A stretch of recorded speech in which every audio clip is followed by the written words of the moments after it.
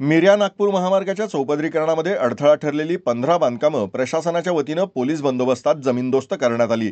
तहसीलदार राजाराम म्हात्रे यांच्या मार्गदर्शनाखाली आज ही कारवाई करण्यात आली। जेसीबीनं रुंदीकरणातील ही बांधकामं पाडून रुंदीकरणाचा मार्ग मोकळा करण्यात आलाय। झाडगाव ते नाचणे दरम्यानच्या एकूण 15 बांधकामं त्याला अडसर ठरत होती।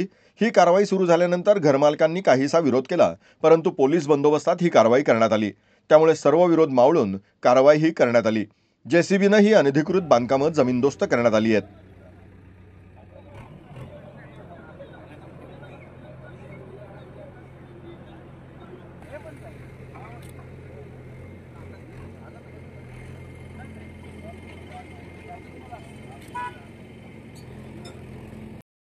आज रत्नागिरी कोल्हापूर राज्य महामार्ग क्रमांक 166 रुंदीकरणाचं जे काम चालू आहे किंवा नवीन हा जो हायवे होत आहे त्याच्यामध्ये भूसंपादनामध्ये जी बांधकामं आलेली आहेत ती नष्ट करण्याचं काम आजपासून आम्ही सुरू केलेलं आहे। इथून झाडगाव ते नाचणे या पट्ट्यामध्ये 15 बांधकामं आहेत, ती आज आम्ही नष्ट करणार आहोत आणि कामालाही सुरुवात झालेली आहे। पुरेसा पोलीस बंदोबस्त आहे।